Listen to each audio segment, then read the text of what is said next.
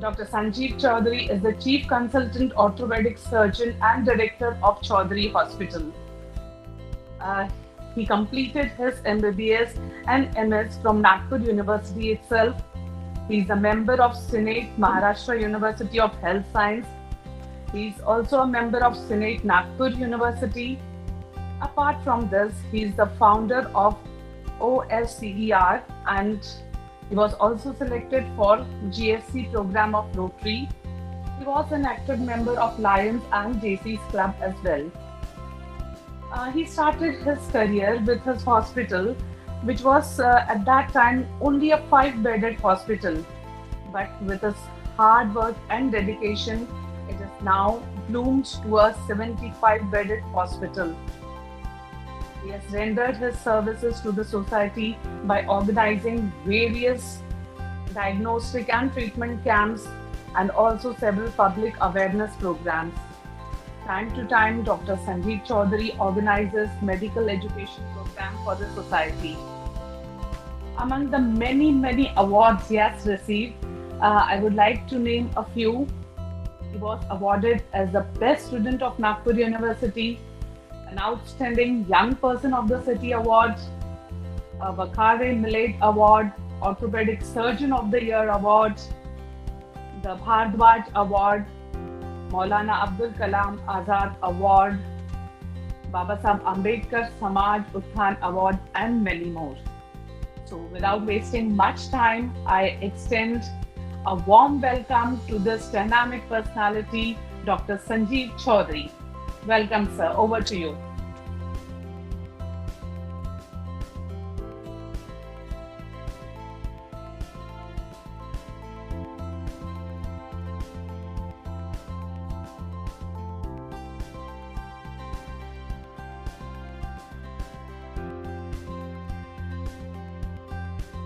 Thank you so much. And indeed, it's really a great privilege to be here amongst you and to discuss upon the very important and the relevant topic of health sciences.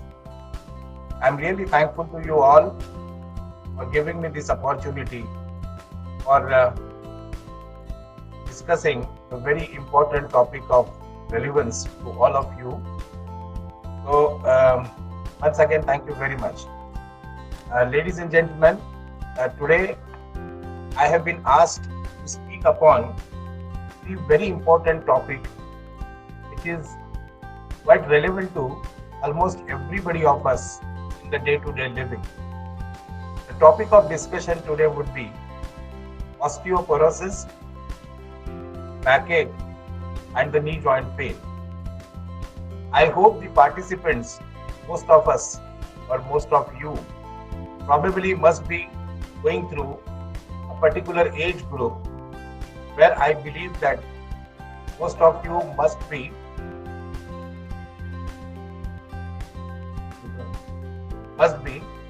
going through any of this problem, or if not, then later on in the life you is surely going to get it in more or less way. So, ladies and gentlemen, I had spoken to Shreya yesterday and I just told her that all these three subjects, osteoporosis, backache, and knee joint pain, are very vast subject. And if we just go to discuss about it in a fashion of a monologue, perhaps we would be missing a lot of understanding from all of you, because they are very vast topic and would include a lot of technical terms and words. And the very small aspect of the topic would be understood. So let us make it a question and answer session, because maybe that if I go discussing about osteoporosis or a low back pain or knee joint pain, perhaps whatever I would say may not be the answers to many of the questions which would be hovering your mind, particularly with relevance to these three subjects. So I had just requested Shreya, so let us make it an interactive session. But before we go in for a question and answer, I'll give you a brief description of each and every topic. ladies and gentlemen, now by now all of you must be quite well aware about osteoporosis, particularly the females, they might be quite aware about what is osteoporosis. Osteoporosis is a disease of skeletal system, which is very commonly occur in women precisely after menopause. All of you know that the bones of the human being, the strength of the bone is because of several minerals which are present in the bones and which gives the bone strength and makes it as strong as possible. Now what happens that as we are born, the bones are very strong because it contains a rich amount of mineral, including calcium, which is the most important ingredient amongst all the minerals which are present in the bone.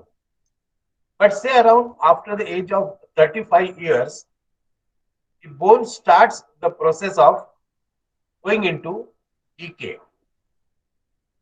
I will just quote an analog.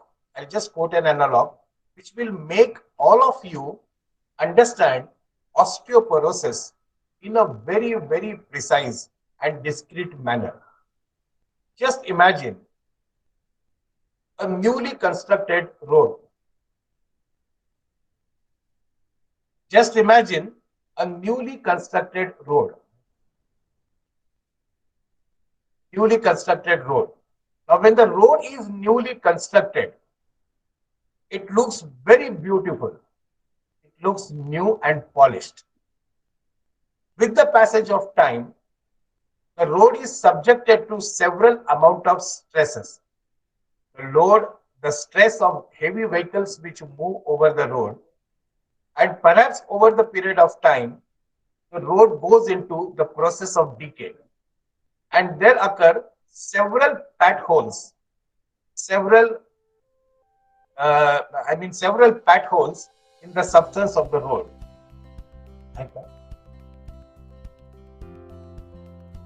So there occur several potholes in the substance of the hole, in the substance of the road. Sorry. Similarly, when we are born, the bones looks very beautiful and polished.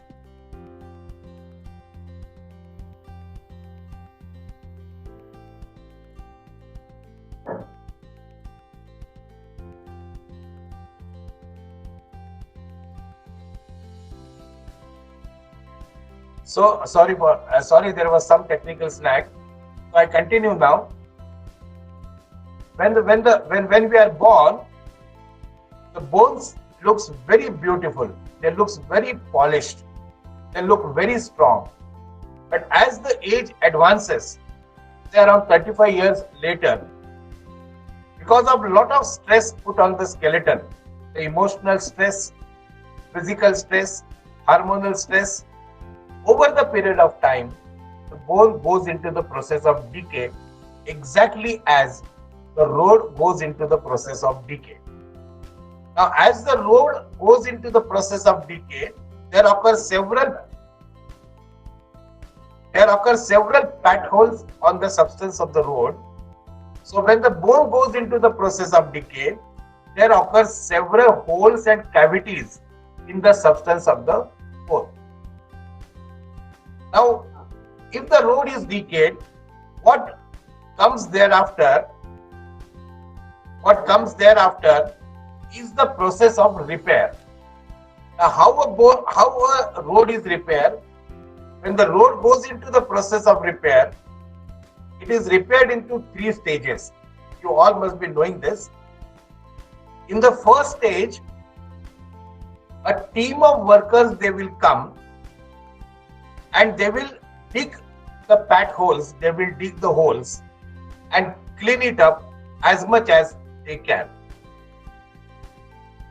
In the second step, another team of workers comes and they will fill up the cavities and the potholes with whatever material it is required to be filled, the cement or the concrete or the coal tar or whatever material is required to be filled in.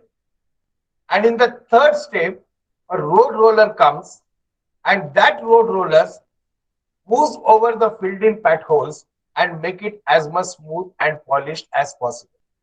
So these are the three steps in which a decayed or a destroyed road is repaired.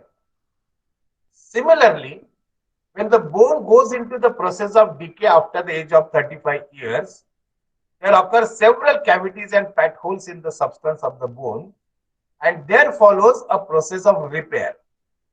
Even in the bone, the repair process occurs in three steps. In the first step, a team of cells they come. These cells are called as osteoclast. Exactly like in the process of road repair, a team of worker comes and they clean the cavities. So here the team of cells come. That cells are called as osteoclast. These osteoclasts, they clean up the cavities inside the bone. Now, once the cavity is cleaned, then another set or another team of cells come. These cells are called as osteoblasts. These osteoblasts, they get filled in or deposited in the cleaned up cavities of the bone.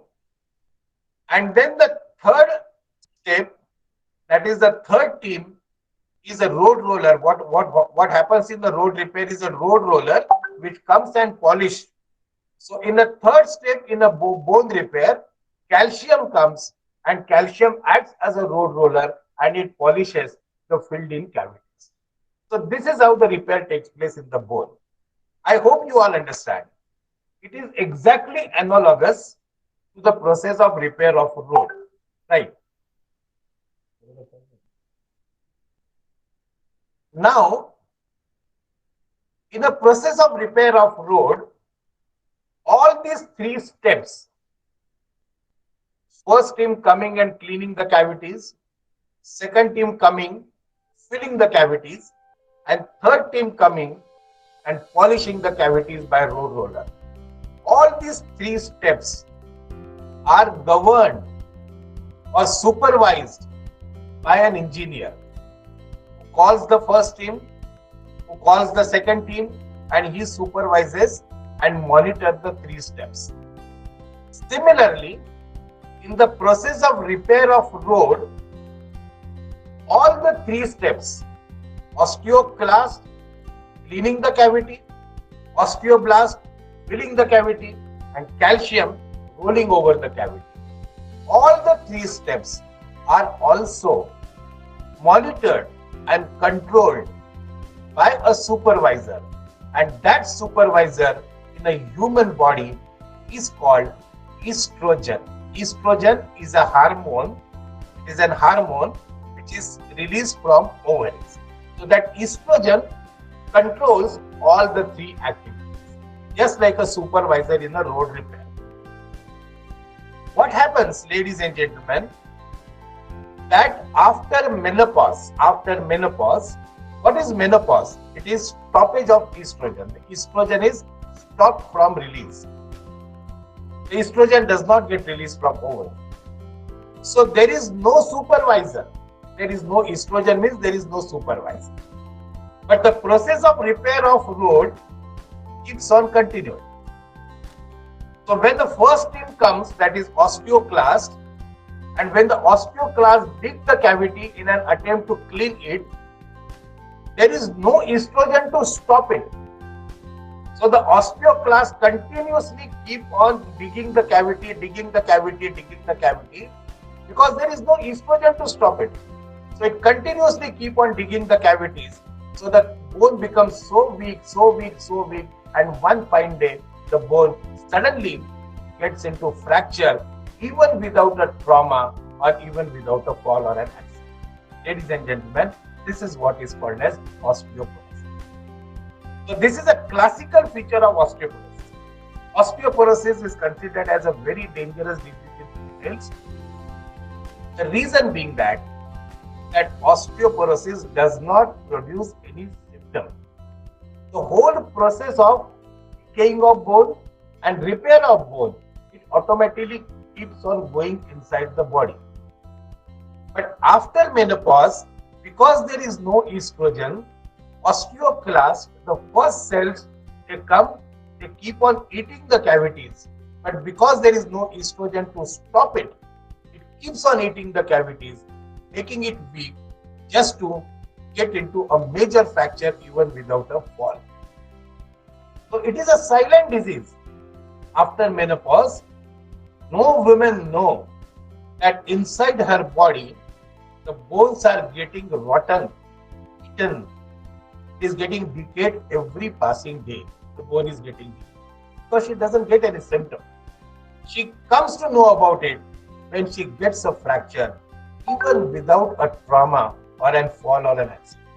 Even a slightest of sneezing or coughing can lead to a major fracture. And this is what is called as osteoporosis. I hope you all understand. Ladies and gentlemen, I hope you all understand. So Yes, very much. I think you understood all. Ladies and gentlemen, I'm asking you all that have you understood what is osteoporosis? Yes. Yes. Now, this is what is osteoporosis. So again, I'll repeat that it is a very dangerous disease. It is a silent disease which is commonly seen in females, particularly after menopause. It is a dangerous disease because it does not produce any symptoms. It does not produce any symptom.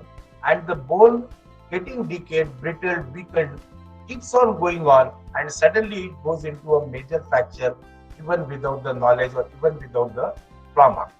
Now, osteoporosis had been existing since the time the woman race has come into existence in this world, because the menopause was also there since then. But it was not a popular disease. Why? The reason being that say around about a couple of decades, till about a couple of decades back, there was no investigation. There was no definitive test, conclusive test to diagnose osteoporosis. But say around a couple of decades back, DEXA scan has come into picture. And this DEXA scan has proved to be a very concrete, very relevant, and a very definitive diagnostic tool for diagnosing osteoporosis. And since DEXA scan has come, millions of women in the world, they got themselves checked up for osteoporosis.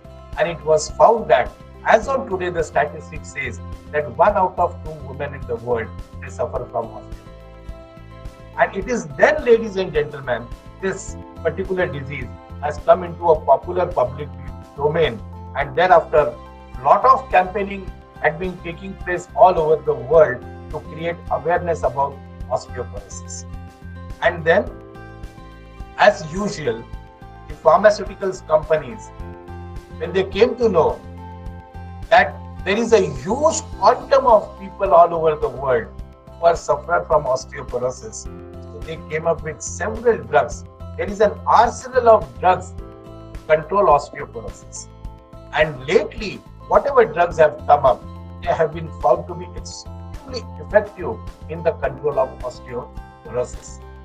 And therefore, it is mandatory, it is necessary, because in India, unfortunately, even today, after so much of campaign going on all over the world, every country have updated their population about osteoporosis, its side effects, and how to prevent it right from the beginning after the menopause.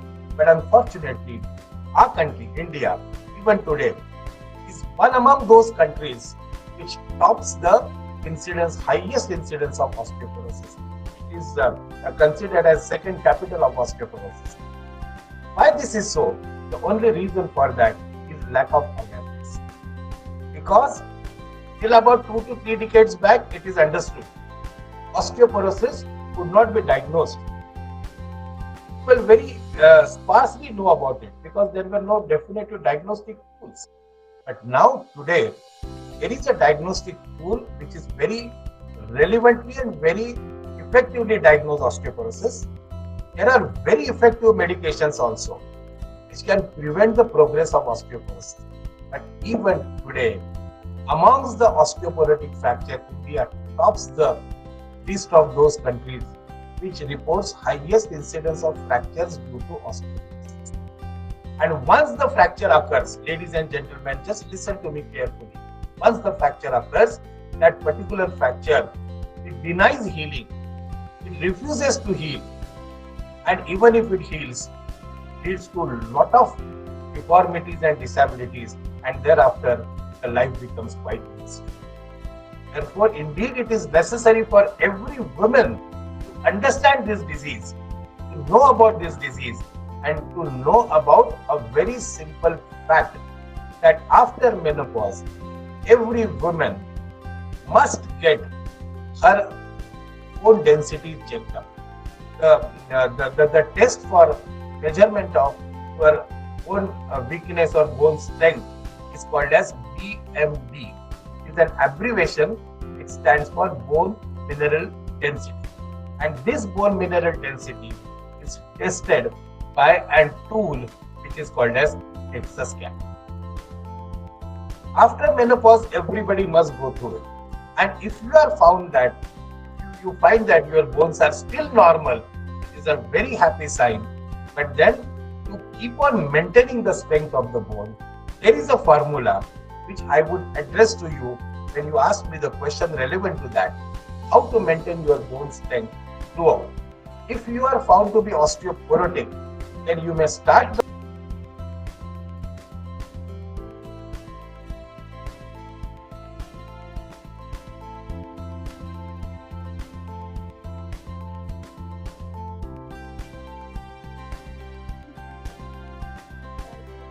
Voice is not coming.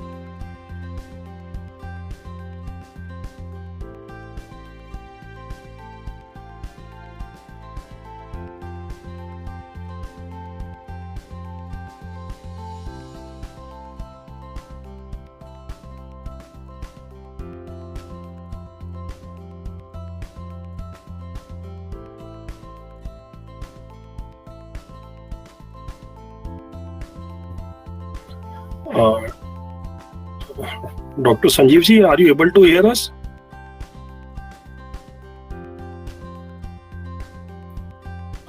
Shreya, आपको आवाज आ रही है? Yeah, I think they might be joining again because they have just left. So might be there's some technical problem. So we'll wait for them to join. Yes. Yeah.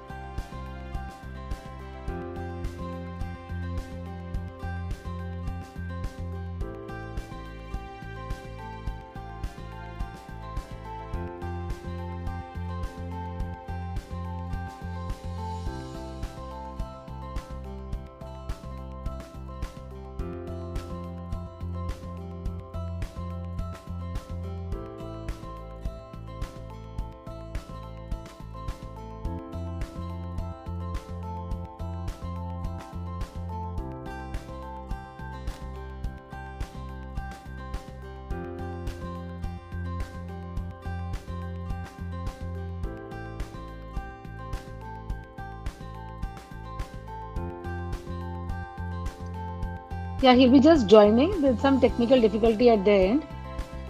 Kindly wait.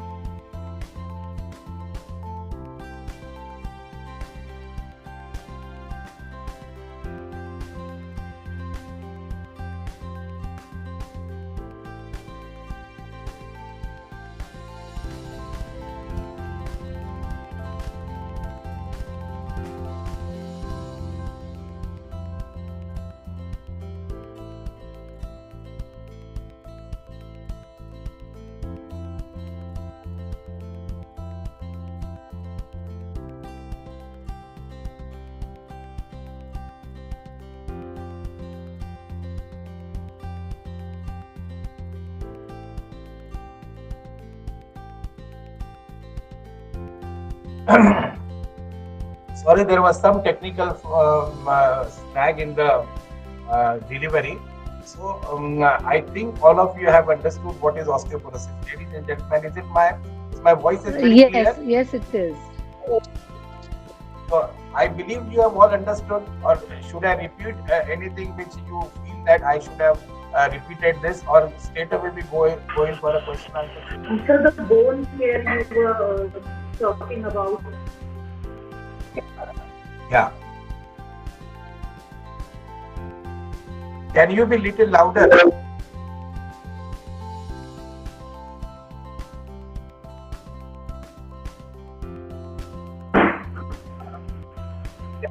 Yeah. So you started talking on the bone care. Yeah. Can you repeat, please? Yeah, bone care. What I wanted to impress upon is that after menopause, every woman should get her bone mineral density checked up. Right now, this is done through a machine called as a DEXA scan. Now, there are three possibilities. One possibility is that your bone might be normal. Another is osteopenia. Osteopenia means the bone is not normal. It is going in for weakening, but it has not yet weakened, isn't it? It is a younger sister of osteoporosis. And the third is you have already developed osteoporosis, that the bone have already started weakening and there are already decay in the substance of the bone. This is what is osteoporosis, right? These three information you will get from your test of BMD. Now, if suppose you understood this much, have you understood this? Yes, sir. Okay. Now, suppose your BMD value shows that your bones are normal in density. Okay. Then what you should do? See, if your bones are normal in density when it was checked up, that does not mean that it is not going in for a decay. Over the period of time, the bone is likely to go into decay. So you have to maintain the strength of the bone. Now, how to maintain the strength of the bone? Just listen to one formula, that when you have not attained your menopause, when your menstrual cycles are going on, at that time, the average requirement of calcium in your body is somewhere around 700 to 800 milligram, right? Now, this much amount of calcium, 700 to 800, can be very well you get it from whatever food you eat. Whatever food you eat, you get this 700 to 800 milligram of calcium daily. Now, when you attain menopause, that time the average requirement of calcium increases to 1500 to 2000 milligram. Now, this much amount of calcium you cannot get it from the food. So, if you cannot get 1500 milligram of calcium every day, the calcium becomes deficient, and everyday deficiency go on getting accumulated, and finally the deficiency becomes so high that the bone gets weakened. Therefore, one formula you must understand, that after menopause, every woman must consume 1500 milligram of calcium. Now, this much calcium cannot be obtained from food. So what you should do is you take 2 tablets of calcium every day. Now one tablet 500 milligram, another tablet 500 milligram. This amounts to 2000 milligram. The remaining 500 milligram of calcium can be obtained by taking milk. Say around, if you like milk, then half a liter of 1 ml of milk gives you 1 milligram of calcium. So half a liter of milk will give you 500 milligram of calcium, and this will complete the quota of 1500 milligram. So 2 tablets of calcium every day, half a liter of milk, right? Now, when you take calcium, when the calcium goes inside your intestine, the gut, it has to be absorbed from there into the blood circulation, and through the blood circulation it goes into the bone. Now the absorption of calcium from intestine to blood circulation, for this particular process, what is needed is a vitamin called as vitamin D. So if you are deficient in vitamin D, then whatever calcium you take through the food, through milk or through the tablet, whatever calcium goes inside your gut, it will remain in the gut and it will come out, but it will never get absorbed into the blood. So you will feel that you are taking a lot of calcium, but unfortunately your body is not going to get it, because for getting calcium from the gut to the blood circulation, you need vitamin D in a very sufficient amount. If your vitamin D is not in sufficient amount, it will never be get absorbed. Therefore, the best source of vitamin D is sunlight. So my advice to all of you is that everybody should sit in a sunlight between 8 to 11 a.m. at least for 15 minutes with minimum clothes on the body. So 2 tablets of calcium, half a liter of milk, and sitting in sunlight from between 8 to 11 a.m. for 15 minutes with minimum clothes. So this is what completes the whole scenario, and this is how we maintain the bone strength. If somebody is allergic to milk, or if somebody don't like the milk, then she should contact a nutrition specialist and just get it from the nutritionist that how to get 500 milligram of calcium from different food sources. Is it very clear? Yes, Dr. Saab, I had one question. Yeah. And that is like, because calcium and magnesium. Yeah. Now, magnesium, if the content of the magnesium in the body is high, it repels the absorption of calcium. Right. Isn't it? Now, does that mean that we have to avoid taking magnesium during that particular time, or magnesium-rich foods? Point number 1.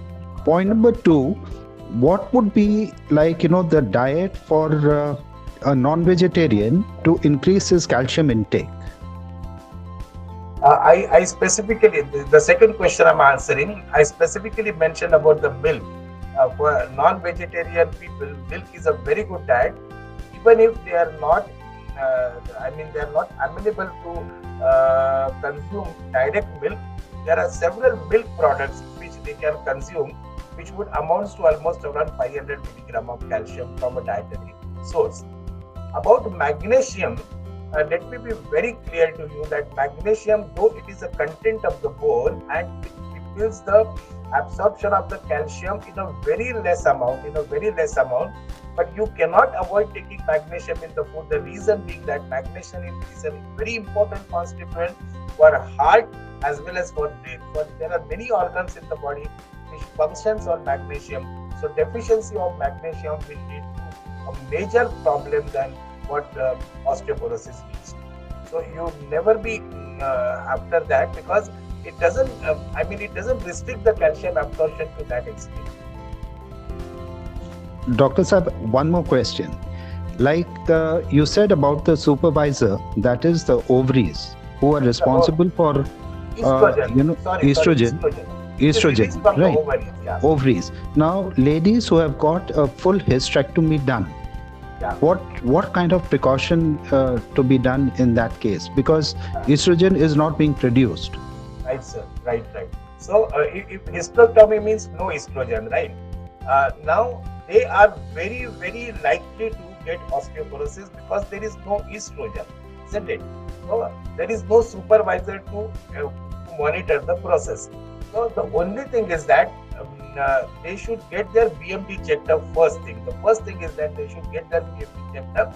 If they are normal, I have already told you the formula that the normal bones, though the bones are normal, they should take it that over the period of time their bones are going to be osteoporotic. So they should maintain the strength of the bone by taking 2 tablets of calcium and half a liter of milk or milk product, isn't it? And sitting in the sunlight to get enough amount of vitamin D. This is how they should maintain the strength. And if their bones are already osteoporotic, as seen in the BMD checkup, then they should straight away start medicines. There are very effective, they should consult a doctor, and there are very effective medicines which entirely reverse the process of osteoporosis. Yeah. And if in case, is there any chance that, by overdosing or overtaking of calcium, can any kind of calcification take place in the heart arteries? No, that is a misnomer. Perhaps that is a misunderstanding. It does not do like that. Overdose of calcium can lead at the most to constipation, isn't it? Constipation is one of the major complications of the calcium. And nowadays, the recent reports, as I was looking for, that calcium overdosing or excessive amount of calcium has led to producing serious diseases in the colon. Okay. About this, because there is a lot of misnomer. I mean, people they think that somebody who has a calcium stone or who has a stones in the kidney or a gallbladder stone, they should not take calcium because the calcium will induce formation of the stones and all that. It's not like that. There is only one citrate is a salt which is, because when you directly cannot consume the calcium because it is lime. So it always comes in the combination of salts like carbonate, sulfate, citrate. So citrate combination should be avoided if somebody has a kidney stones, right? Otherwise, I don't think that it, except constipation and except some colonic diseases, calcium excess has not been found to have any metastatic side effect on the body. Thank you, Dr. Sir. Doctor, I have a query. That one of course is that which brand or which kind of calcium tablets do you suggest? Second question that I have is that what's the difference between arthritis and osteoporosis? And are these diseases genetic? Like arthritis and osteoporosis, are they genetic in nature? Okay, I'll just specify. There is altogether a 360 degree difference between osteoporosis and arthritis. They are not at all interrelated to each other. Okay. What do we mean by arthritis? Now, listen very carefully. We have plenty of joints in the body, everywhere. I mean, so many joints are there in our body, right? Now, what do you mean by joint? Joint means when two bones come together and there occur movement between the two bones. When the two bones come together and they cause movement between each other, that is called as joint. Okay.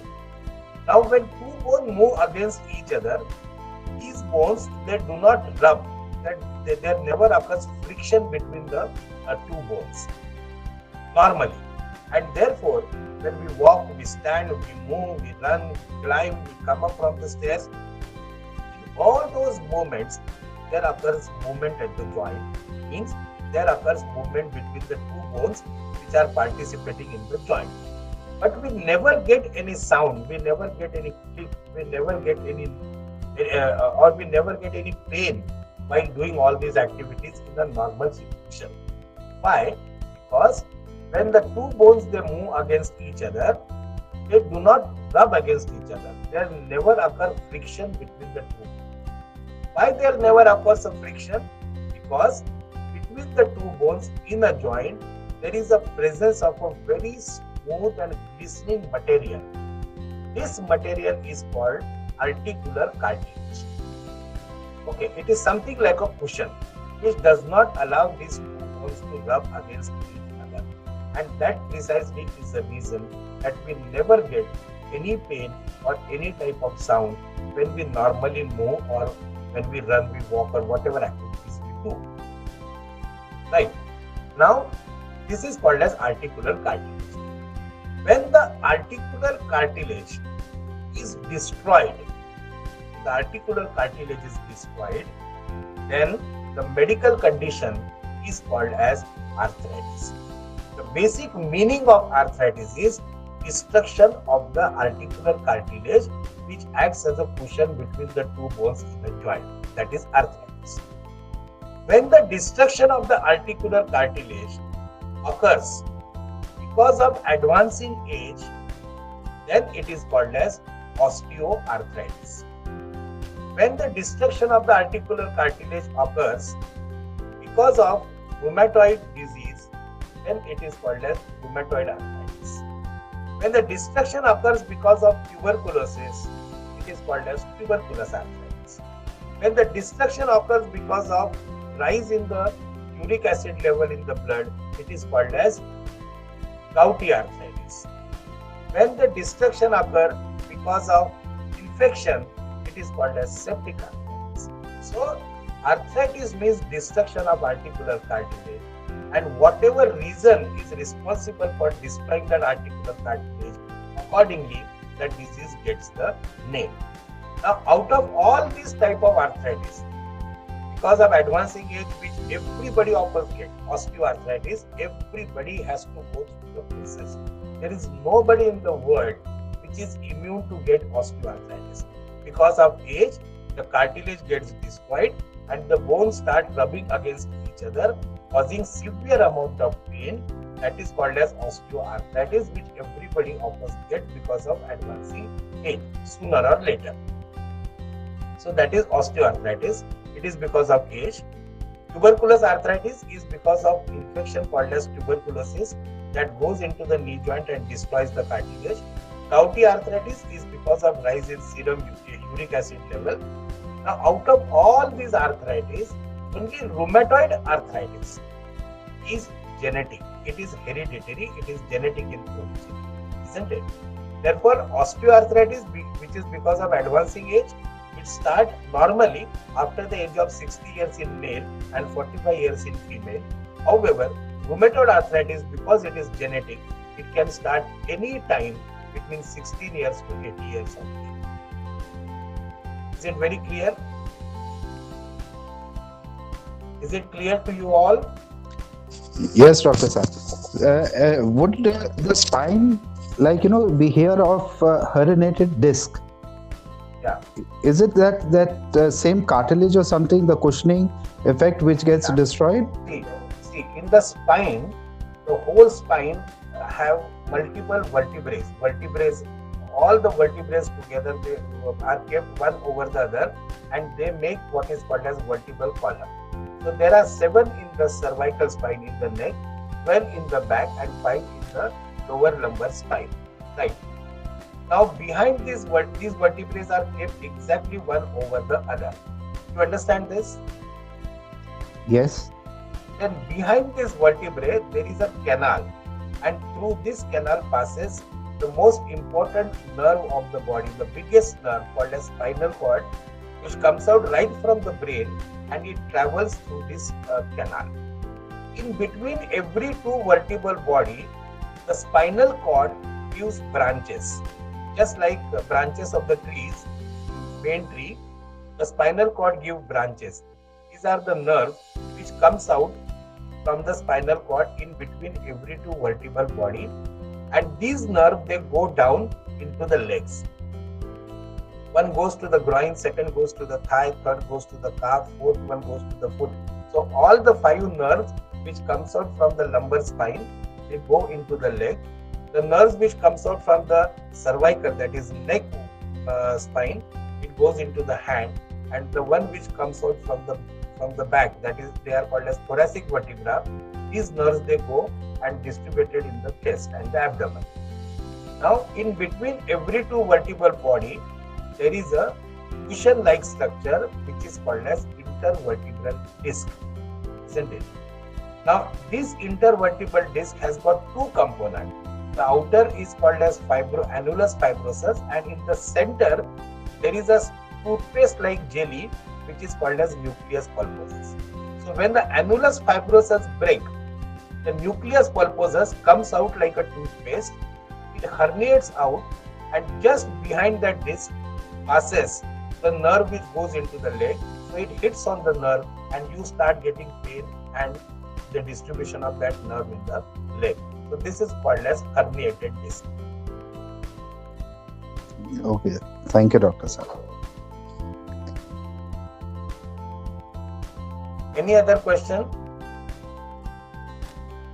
Good afternoon, sir. Good afternoon. Sir, you have in weight. Can you objectify, because in Indian middle class or upper class above 40, people are already overweight. Yeah. No, can you repeat your question, because I couldn't get you. Sorry, sir. You have a slide where it's written C, D, E, F, G, S. C, calcium, D, vitamin D, E, exercise, F, prevent falls, G, gain weight. So I'm saying in Indian middle or upper class, people above 40 are already overweight. So can you objectify gain weight? No, gain weight means this is in relation to osteoporosis, because it is basically it is a general reference which has been mentioned that in osteoporosis, suppose somebody is very thin built and the bones are very obviously seen from outside, these people are very likely to get trauma to the bone and fractures, isn't it? So the bones have to be protected by the layer of muscles, layer of fat, layer of fascia and the skin. So more muscle mass, more fat mass will protect the bone, and that protection will prevent the bones from getting fractured even if you have osteoporosis. This is what by gain weight it means. Otherwise, gain weight is not a medical advice to anybody, because weight gain will lead to several problems from skeletal to so many things involved. Thank you, sir. Any other question? Because I want to make this discussion very interactive.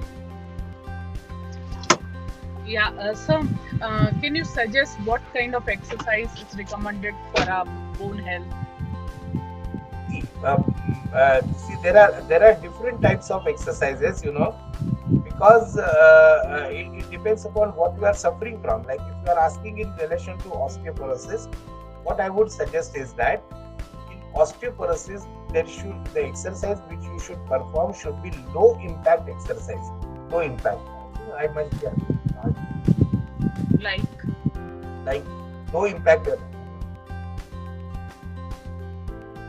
Low impact exercises, like stepping up, then stepping down, then TheraBand exercises, then stretching exercises, all sort of exercises which do not produce impact on the bone, like jumping or skipping and jogging.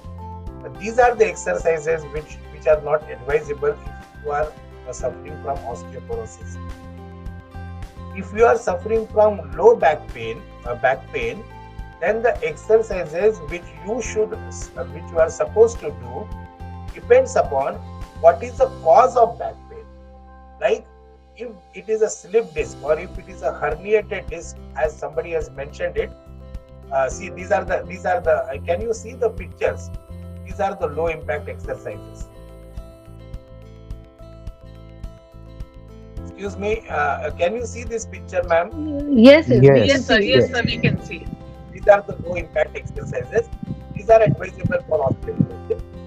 As far as backache is concerned, let me tell you very categorically that never do any general exercise of the backache unless and until you get your cause of backache diagnosed.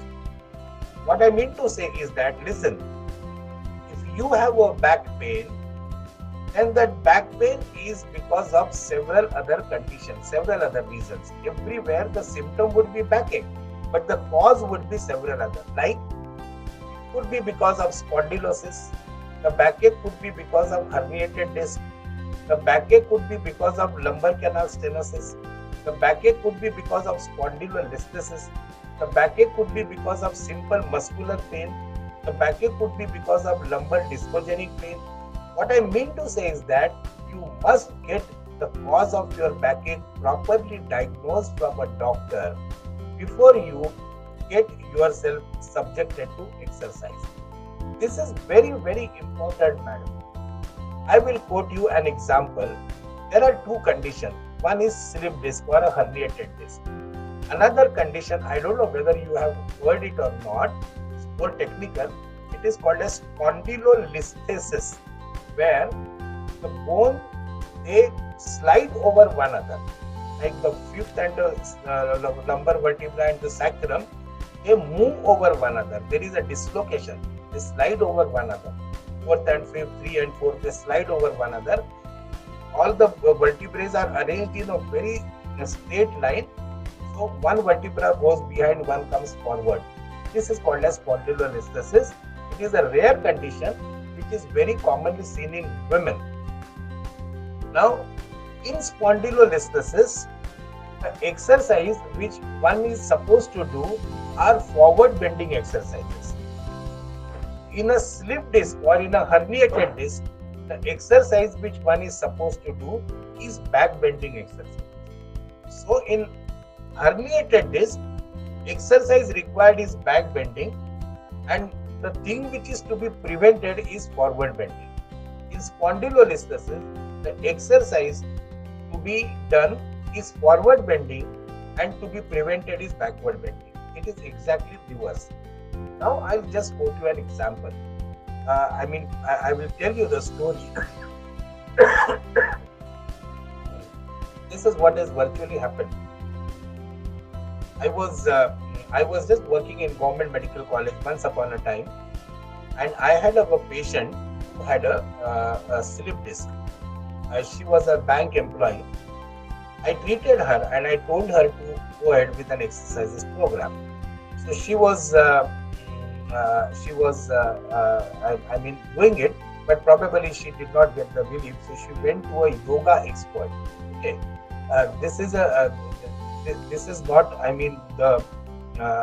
she went to a yoga expert. Now the yoga expert gave her yogic exercises, which are exactly the one which she required. That is back. She required back extension exercises. I had also suggested her, but she was in a very hurry to get relief. So she went to a yoga expert and he also gave her back extension exercises. This is what was required, and she got relief from the pain. So she had full faith on the yoga expert, and she had lost faith on me because she was not relieved by my treatment and she got relieved by the yoga person's treatment. However, the treatment was same, that is back extension exercises. Now, another woman, one of her colleagues, she got low back pain. But in her case, the cause of back pain was spondylolisthesis. She did not have the slip disc or herniated disc. Now, this woman told her that there is no point in going to the doctor, straight away go to that yoga master. He treated me and I got cured. So she also went to that yoga master. Now, this yoga master did not know the cause of her backache. He did not know that she had spondylolisthesis. So he gave her the same back extension exercise which he gave to the earlier one. And because of back extension exercise, she continuously did it for a couple of months and she became completely paraplegic. She lost all her power and sensation below the waist, and she remained paraplegic all through. So this is what, ladies and gentlemen, what I want to insist upon you is that if you are asking about osteoporosis, it should be low impact exercises. There should not be any pressure on the bone. If you are asking for backache, you better catch hold of a doctor, an orthopedic surgeon, get the cause of your backache properly diagnosed and understand, and then do the exercises which is relevant to your disease.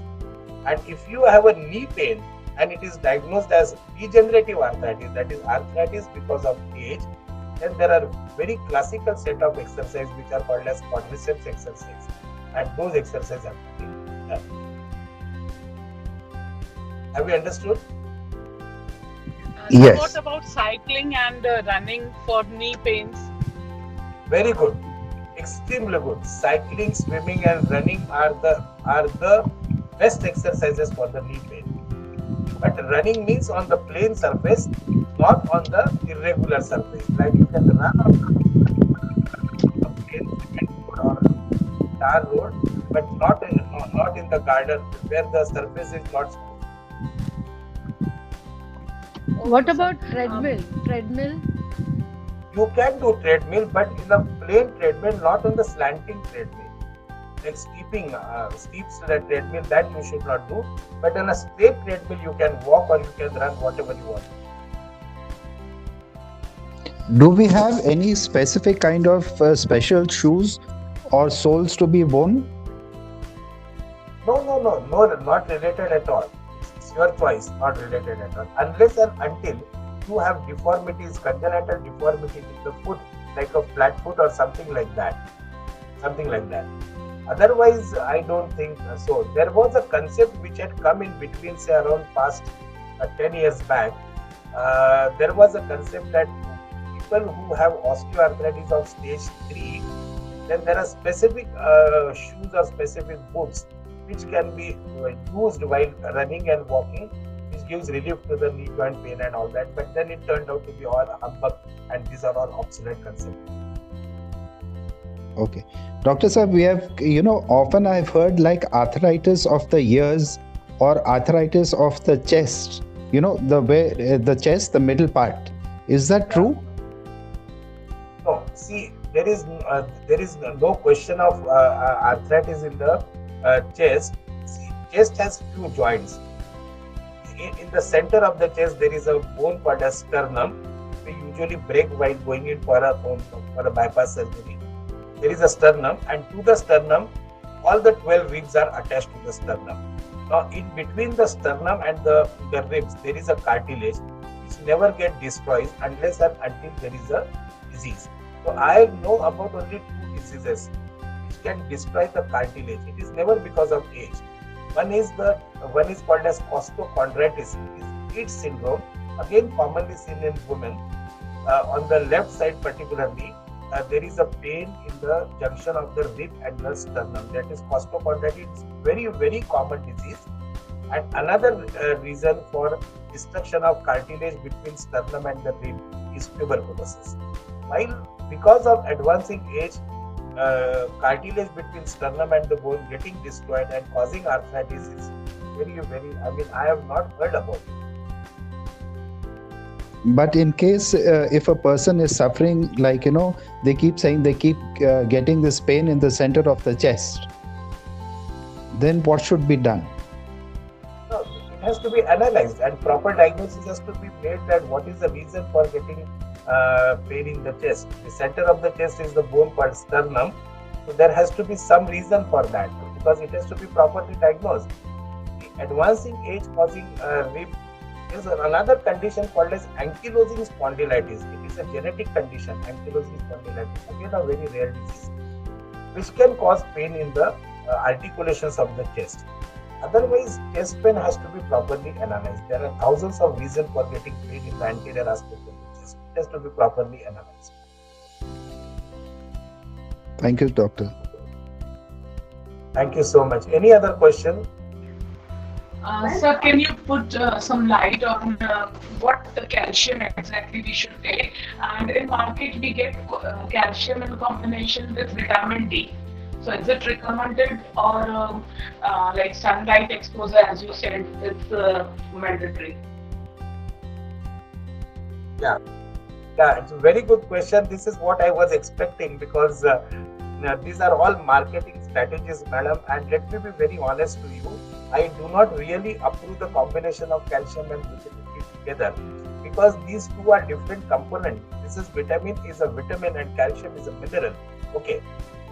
Another important thing which I would like to impress upon you is that all the medicines, medicines are never good for the body unless and until those medicines are logically required for curing a disease. Then only it is good. Otherwise, it is never good. It is always harmful.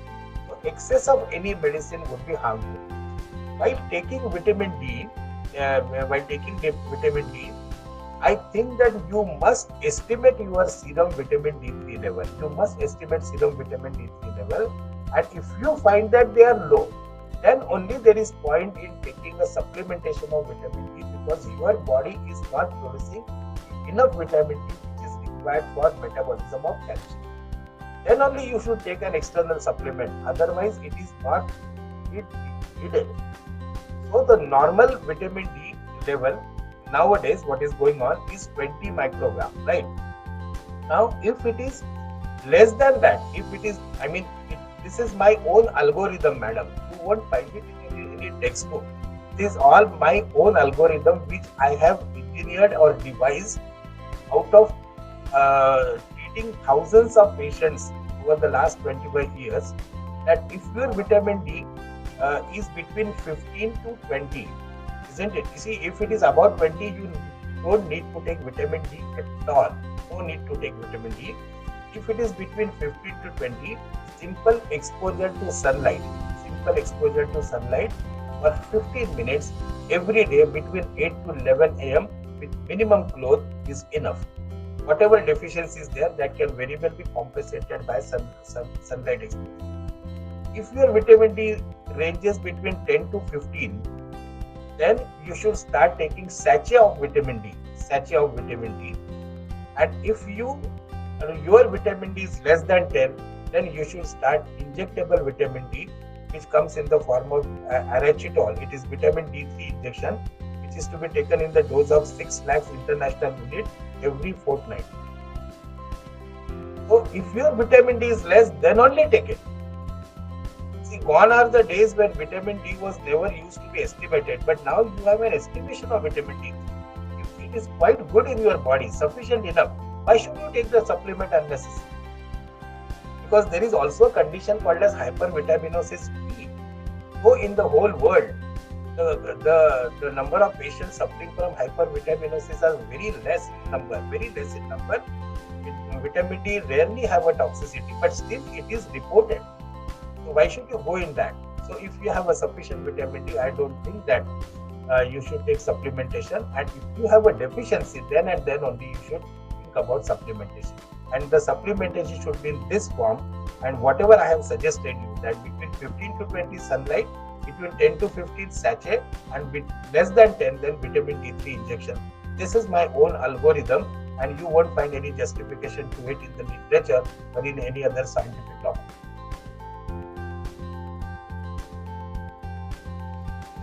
Because many times it is said that for the absorption of calcium, vitamin D is mandatory. So Yes. even without undergoing these tests of vitamin D3, we start taking it. I think it is wrong. Okay. So we should first get it tested, you mean? Right. Okay. Thank you so much.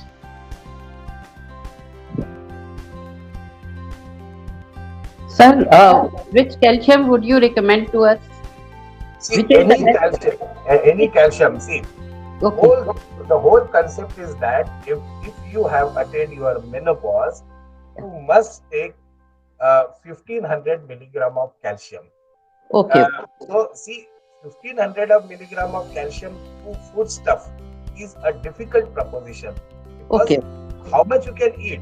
So best is take 2 tablets of calcium, Okay. which will compensate 1000 and rest of the 500 through the food items. Isn't Okay. it? So every tablet of calcium is same. What changes is the salt. Okay. That's all. Okay. Thank you, sir.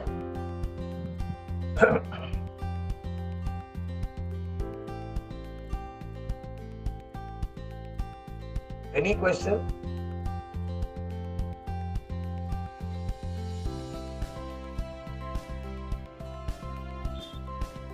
Sir, Just okay. Yeah, just one question. They say that if they get from the hip joint till Yeah. the knee or till the ankle, they have a shooting kind of a pain. and it is known as this schematic, or I'm not sure how to pronounce it, sciatic nerve or something. Sciatica.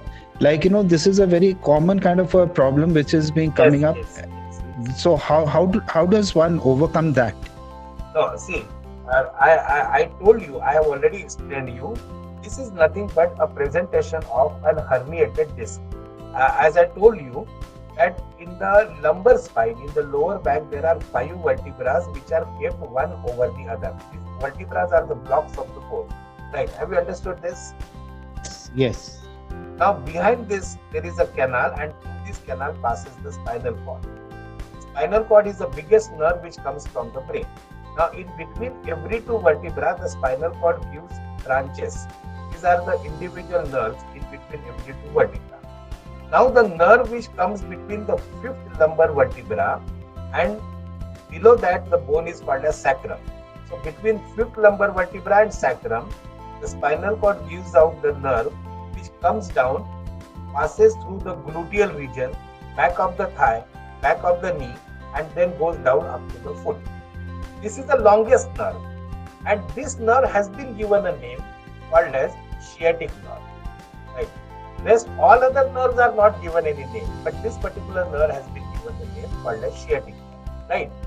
So when a disc as I told you, that in between every 2 vertebra there is a cushion called as the disc. So when the cushion, the disc, between 5th vertebra and the sacrum, it gets herniated out, comes out behind, it hits on this nerve, and the moment this nerve is hit, the nerve gets inflamed, the nerve gets swollen, and it starts giving you pain in the direction of that nerve. This is called as sciatica. Okay. Now, as per you had asked me about the treatment depends upon how much nerve is compressed. Like, if the disc is herniated slightly, it only touches the nerve. If the nerve is touched, it will only produce pain in the direction of that nerve from the back, glute, thigh, knee, leg. You will start getting pain radiating down in that direction. Suppose the disc has come out little bit more. Rather than touching the nerve, if it has pressed the nerve, if the nerve is pressed to 25%, you will start getting tingling sensation in the direction of the nerve. If the nerve is pressed to 50%, then you will get loss of, the sensation will be less in the direction of that particular. The gluteal region, thigh, back, foot will get less sensation as compared to the normal leg. If the nerve is pressed to 75%, then in that case you will lose the sensation of that particular part which is supplied by that nerve. And if the nerve is pressed to 100%, then you will get paralysis of the foot, paralysis of the part of the leg which is supplied by that particular nerve. Have you understood this? Yes, Doctor Sir. Okay. So, if the nerve is pressed to less than 50%, you do not need surgery. With medication, with physiotherapy, and with lot many other things, this particular problem can be solved. But if the nerve is pressed to more than 50%, like if you have loss of sensation in the part of the leg which is supplied by that nerve, or if you have paralysis, that there is no power in the part of the leg which is supplied by that nerve, in that situation you have to compulsorily go for surgery. Now, how much nerve is compressed? How do you know that? One, I have told you, depending upon symptom. Like if you only have the pain, that means the nerve is not pressed, it is only touched. If you have pain and tingling numbness, isn't it? Then it means that the nerve is touched as well as pressed to 25%. If you feel that a particular segment of the leg you do not have sensation, that means the nerve is pressed to 50%. If you feel that there is no sensation at all, then 75%, and there is a paralysis, 100%. So these are the things, but it can lead to mistakes. Interpretation will lead to mistakes. On the basis of your clinical interpretation, you cannot go ahead with surgery. Therefore, the best investigation for knowing this is MRI, and MRI shows you how much nerve is compressed, and depending upon or based upon that, you can go ahead with the treatment. Have you understood this? Yes, Dr. Saab, very informative. Thank you. Any other question?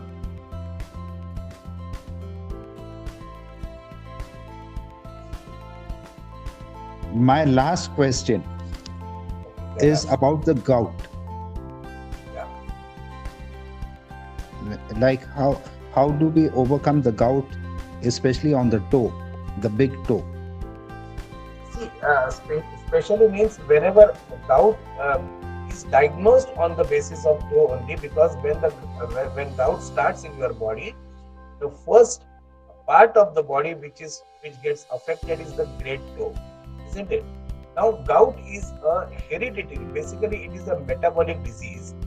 The blood, there is a component called as uric acid, right? Now, uric acid is a component. Now, this uric acid, the normal uric acid we call when it is between the range of 5 to 7, then we call it as a normal uric acid. I mean, there are several other factors, but generally we consider, practical point of view, up to 5 is considered as normal. If the uric acid is above 5 or above 7, then we consider it as hyperuricemia, and if it is above 9, we call it as gout. Gout is a disease which is genetic in origin, and it is related to protein metabolism. If there is an excessive protein in the body, then you get something called as gout. Now, protein, say for example, the important dietary sources of protein is non-vegetarian food, say for red meat. Now, you and me, both of us are of the same age and same physical structure. If you eat 1 kg of red meat and if I eat 1 kg of red meat, you will get gout, I may not get gout, because you have a genetic tendency of getting gout. You have a gene of gout. Therefore, if you have an excess of protein in the body, you will get gout. I do not have that genetic gene, so I do not get gout even if the protein becomes high in my body. Have you understood? So Yes, in gout, the joints are affected, and the common joint affecting is metatarsophalangeal, that is great toe joint. Okay. See, now because you have asked this question, I'll tell you my practical experience that many people, they randomly ask people to go and check their uric acid level. Okay. Now, if the uric acid level is 7.58, they are randomly diagnosed that you have a gout and you start taking tablet Feburic or Xyluric. This is wrong in my view, because gout is a metabolic disorder.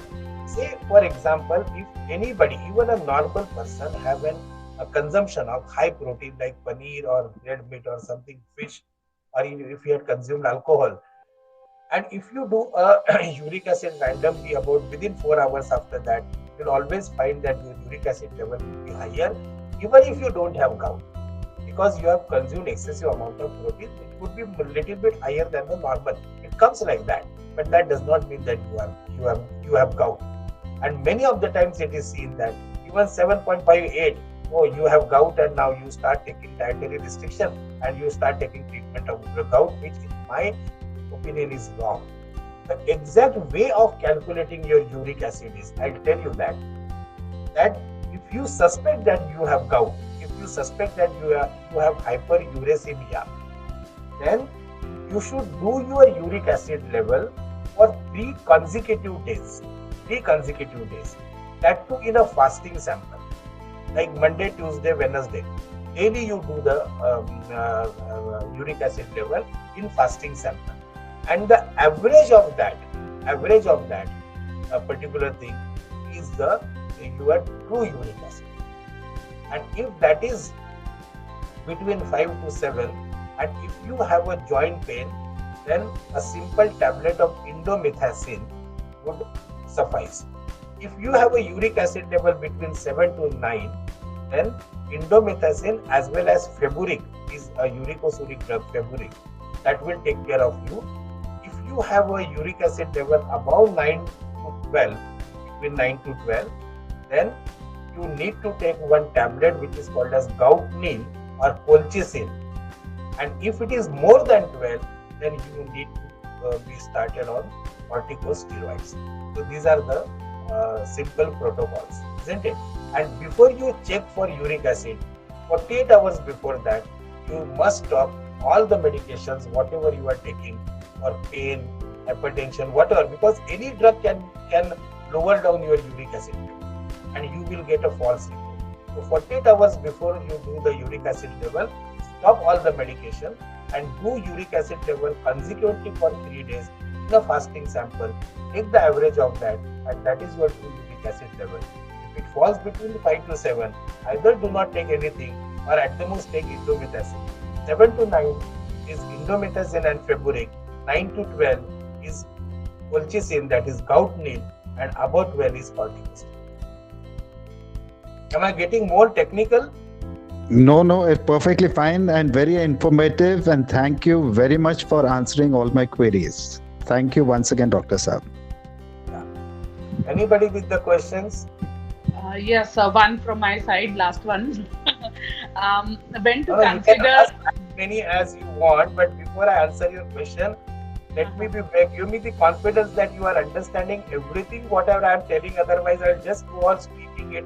And if No, sir. You're explaining in such a nice and simpler way. It's really understandable. I wanted to know when to consider a knee replacement surgery. Yes, that's again a very good question. See, as I told you that arthritis means cartilage damage. If it occurs because of age, we call it as osteoarthritis, which everybody of us is going to get through sooner or later or in a more or less dimension. Now, if you have osteoarthritis, it is divided into 4 stages, isn't it? In stage 1, you get boring type of pain in the knee joint. So that the pain is not that severe enough that you feel like going to a doctor, but it is not also very considering and very comfortable that you always get some sort of a boring sensation in the knee joint, particularly while getting up from the sitting position and climbing up the steps. So this is called as, and if you do an X-ray, the X-ray will show a very minor changes of osteoarthritis. This is stage 1. In that stage, the treatment would be painkillers and doing regular exercise of the knee joint, quadriceps exercises, and avoiding climbing the stairs and avoiding sitting down cross-legged. That is a treatment. In stage 2 osteoarthritis, you get swelling in the knee joint. There is a pain in the knee joint. The pain is more than the stage 1, and there is difficulty in getting up from the sitting position. There is difficulty in climbing up the stair, and there is a collection of fluid inside the knee joint, which is reflected in the form of swelling.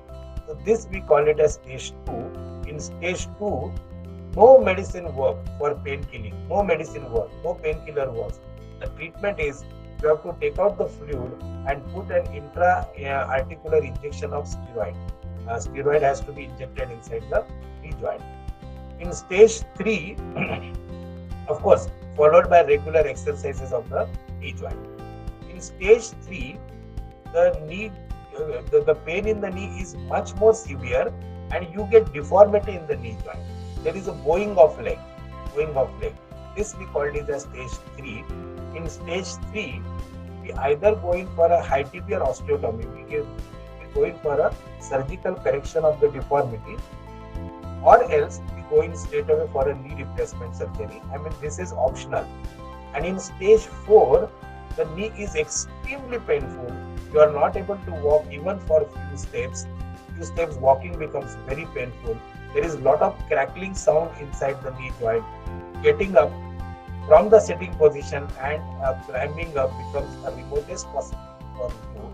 your age is somewhere below 75 years, and enough life is, active life is remaining, say around 10 years or 5 to 10 years of life is remaining, which you would like to pass on with a very good quality, then in that situation, go ahead with the knee replacement surgery. That is in stage 4, that the pain is extremely worse.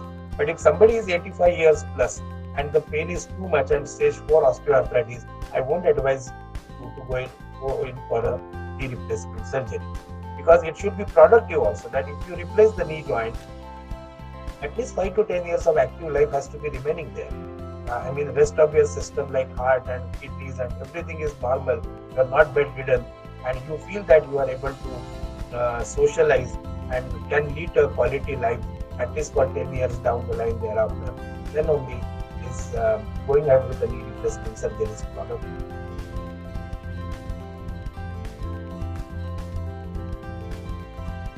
Thank you, sir.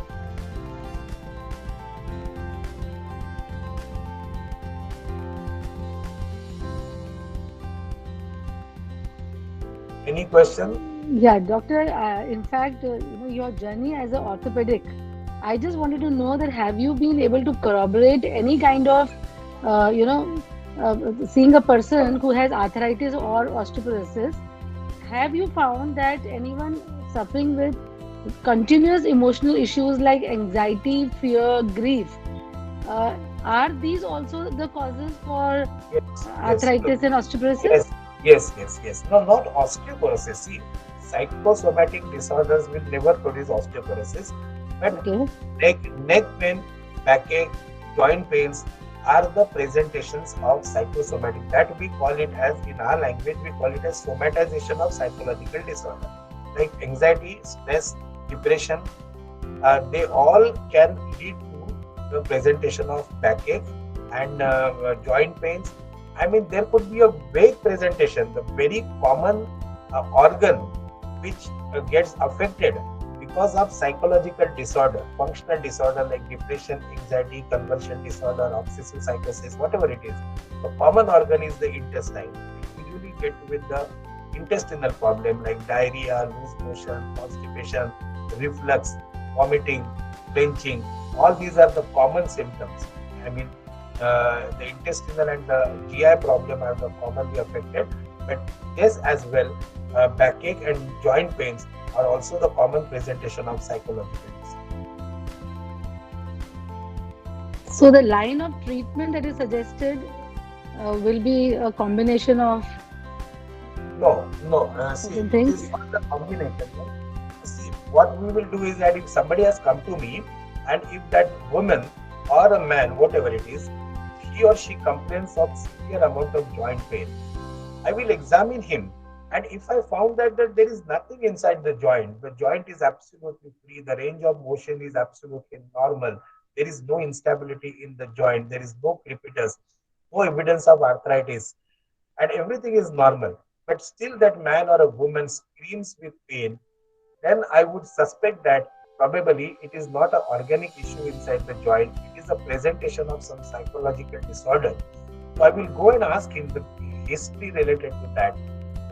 In my own way, if I can find out that if that particular patient has got some stress related problem, and if it is that, then painkillers and everything won't make any difference, because it doesn't have anything, because painkiller would be illogical, isn't it? They will be illogical. Medicines will be illogical. Medicines related to knee joint arthritis will be irrelevant and illogical. I'll better send her or him to a behavioral analyst or a psychological counselors, whatever it is. I usually do not prefer to send them to a psychiatrist, because psychiatrists, they treat it as a psychiatric patient, and they will start with the antipsychotic medicines, which I feel is not related and dangerous. Simple stress, anxiety and depression can very well be treated by counseling much better than a psychiatric antipsychotic medicine. That is my very blind faith, you can go ahead with saying. But as far as drugs are concerned, I won't prescribe them, because if I found that there is nothing inside the joint. Thank you very much, doctor. Dr. Saab, can you please stress on the tennis elbow? Because I had once, I don't know how I got it and why, what was the reason, but it was a very painful kind of an experience which lasted for almost about 7 months. Okay. Yes, indeed. It is that particular, it is that problem which always raises concern to everybody who gets it. Tennis elbow, let me specify what happens actually in tennis elbow. On the outer part of the elbow, you understand what I mean? Outer part of the elbow, there is a bony prominence which is called as lateral condyle, and from this bony prominence comes out the muscle which controls the wrist joint. Now, while playing the table, why it is called as table tennis? This is a name given by Britishers, that while playing the table tennis, a particular type of action has to be done in the forearm. That action usually pulls the muscle which is attached to that bone, and if the muscle is pulled from the bone, it causes lot of swelling on the bone, and that swelling gives rise to pain. That is called as tennis elbow. But it's not always necessary that you should play a lawn tennis or a table tennis. Any type of action like this can cause or can lead to such type of thing and cause pain on the lateral condyle of the elbow, lateral part of the elbow, that is tennis elbow. Now, it is an unpredictable condition. What we generally do is that, the possible therapies are, the very definitive therapy is putting an injection of steroid in that trigger point where you have a localized pain. You put an injection of steroid. That usually gives relief, but it is not sure that how the relief will last. Sometimes it lasts for a month, sometimes for 3 months, sometimes even for a year. And there are many patients which we have seen that they get an everlasting relief. Okay. Another therapy which is available is ultrasound therapy. Suppose somebody has severe tennis elbow, not relieved by painkiller, not relieved by ultrasound, not relieved by injection of steroid, then finally we go ahead with a surgery which is called a Henning surgery, where we make multiple incisions on the surface of the bone, multiple stab incisions on the surface of the bone, releases the pressure, and the patient gets relief. These are the only 4 treatments which are available at the present in the world. And if some unfortunate person does not have relief by any of these procedures, then is really unfortunate, and we don't have any answer except reassurance. Okay, thank you, Dr. Saab. Sir, I want to know about flat foot. If somebody has flat foot, what should be done for that? Flat foot is a congenital thing. Like right from the birth, you have a flat foot. Flat foot are of 2 types, madam. Number 1 is bony flat foot, and second is an hypermobile flat foot. Bony flat foot means even if the person is lying down on the bed and even if the person is standing, always you will find that there is no arch. Flat foot means, see, in the foot, on the inner aspect, there is an arch. The inner aspect of the foot is always elevated, there is an arch. It is a very important part of the foot because on the basis of that, we keep on walking. The whole process of walking depends upon that arch, isn't it? Now, if there is a deficiency of arch or somebody doesn't have an arch at all, we call it as a flat foot. Now, bony flat foot means the person is lying down on bed or whether he is standing, always there is a flat foot. There is no arch at all. Hypermobile flat foot means if the person is lying down on bed without weight on the foot, then you can very well see the arch. But when he is putting weight on the foot, like if he is standing, then the arch gets completely obliterated. That we call it as hypermobile flat foot. The cause responsible for bony flat foot is abnormal locations of the bone right from the birth. And the cause for hypermobile flat foot is ligaments. Ligaments are loose, and because of that, when you put foot pressure on the foot, the arch disappears because of the ligament. So hypermobile flat foot can be corrected. Bony flat foot cannot be corrected. Isn't it? Hypermobile flat foot if somebody has and if somebody wants to correct it, then there are certain things which can lead to the correction of the flat foot. And what are those things? Like a child has a flat foot, then what you can do is that there are certain exercises that in a water tank you put small pieces of clothes and ask that child to hold those pieces of cloth with a great toe and the second toe and pull it, keep on pulling it. That is one exercise. Another exercise is running on the sand. These are the two exercises which can have it. Now, if 14 years have already passed and if you have a flat foot, then flat foot become your asset and not a liability. There is no point in correcting the flat foot. It never gets corrected and there is no point in correcting the flat foot. If you are adapted to that, and adaptability makes your deformity normal for you. So 14 years after, flat foot becomes normal for you. So you need not correct it and it never produces any problem whatsoever. Before 14 years also, flat foot never produces any problem except that the child gets pain in the calf muscle, particularly in the night after she or he plays and comes back home. That is the only thing. Flat foot is never a problem. Okay, thank you so much, sir. Thank you. Doctor sir, I have developed a hunch while walking. I tend to bend down. So okay. This is a classical feature of osteoporosis. Okay. You must have had your menopause. You had an osteoporosis, and in osteoporosis, as I have already told you, that you don't get any symptom, and the bones keep on. The very common bones which are affected in osteoporosis are vertebral bodies. They get collapsed and compressed automatically. You don't even know about it, and you come to know about it when your back gets completely bent, hunchback. So this is a feature of osteoporosis. Okay. I got lumbar spondylitis. Is it because of that also? No. Lumbar spondylosis will never give you a hunchback. Hunchback means it is because of osteoporosis. Okay. Thank you, doctor.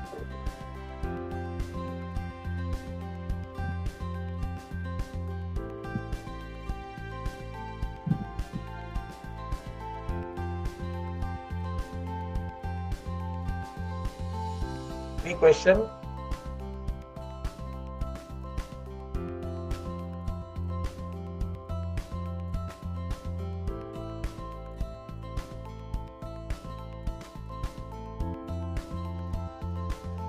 I think no more questions.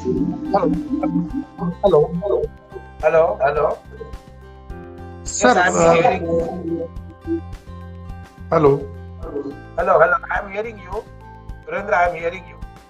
Sir, frozen shoulder के बारे में कुछ आप बता पाएंगे? उसका reason क्या होता है और उसमें क्या करना चाहिए? फ्रोजन शोल्डर के बारे में, फ्रोजन शोल्डर मीन्स जो शोल्डर जॉइंट रहता है हमारा, that shoulder joint has two bones. One is the cavity and other is the ball of the shoulder. So the ball moves in the cavity. Now we do movements so many times in the day. So many times we are required to move the shoulder in all the direction. But despite that, the ball does not come out of the cavity. It does not get dislocated. Ideally, it should get dislocated because the cavity is not very deep. It's always a shallow cavity. And the ball is very big. So ideally, it should get dislocated when we do movements of the shoulder. But it does not occur. The reason being that over the ball and cavity, on the ball and the socket, there is a cover. There is a cover which is called as a capsule. And this cover does not allow the ball dislocate or to come out of the cavity. So when this cover gets completely shrunken, is frozen, becomes so tight that it does not allow the ball to move in the socket, and the attempt to move that ball in the socket causes lot of pain. This is called as frozen shoulder. Now, the very common reason for frozen shoulder is diabetes. Like if 100 people have frozen shoulder, let me tell you, 90 people would be having diabetes. Or if not, then there is a likelihood that in the future he or she may develop diabetes. There is such a close association of diabetes. If they don't have diabetes, then rest other reasons could be plenty, like some trauma to the shoulder joint or some degenerative age-related phenomena. Sometimes even if the nerve is pressed in the neck, particularly the C5 nerve, that can also produce pain in the shoulder and can cause frozen shoulder. But these reasons all fall into 10% category. 90% of the time it is present.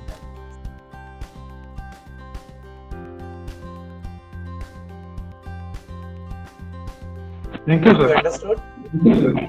Thank you. Thank you. Yeah. Do you have frozen shoulder? Oh, sir. Oh, sir. Do you have frozen shoulder?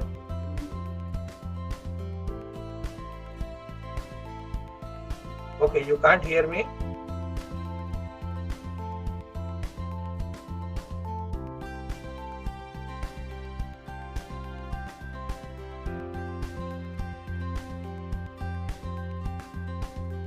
I think so he has some connectivity issue. So doctor, Okay. it has been a really insightful session. Thanks a lot for all your great inputs.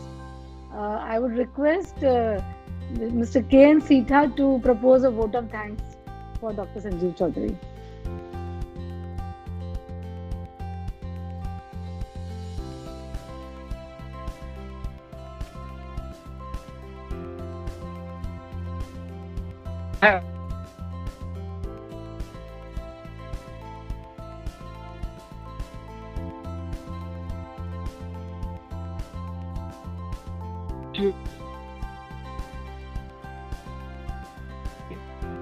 Listeners who have asked very specific questions, and as a very prominent doctor of our city, Dr. Sanjeev Chaudhary has answered in great detail, and I am sure that each and every person has got the benefit of his great experience and knowledge. I know Dr. Sanjeev Chaudhary since the last years, and more than a doctor, I actually have a lot of respect for him as a person. And when I requested him about 2 weeks back that Sampark would like to have you amidst us to share the knowledge, he kindly accepted my request. So not only on a personal front, but also on behalf of Sampark, I would like to thank Dr. Sanjeev Chaudhary for an excellent presentation on many issues. You see, Dr. Chaudhary is an expert on osteoporosis and spreading this knowledge all across the country, and his work has been appreciated by all, including various government organizations, and he has been conferred with various great awards for his work. I'm sure that today those who have missed his lecture, and there are many who have missed, I'm sure they have missed a lot, but we will try from our side to make a summary of what Dr. Sanjeev Chaudhary has presented for the benefit of all the people. You see, one lesson which we have learned from his great speech is, one is to take care of ourselves by exposing our bodies to sunlight, then take milk, do the regular checking of our vitamin D level, and also do regular exercises and maintain ourselves. I am sure that his advices and his analytical wisdom will benefit all the listeners today, and Sampark officials will definitely try to spread the messages given by you to all our other fellow members. Thank you, Dr. Sanjeev. Thank you once again. Thank you, Sheta Sahab. Thank you so much. Thank you so much.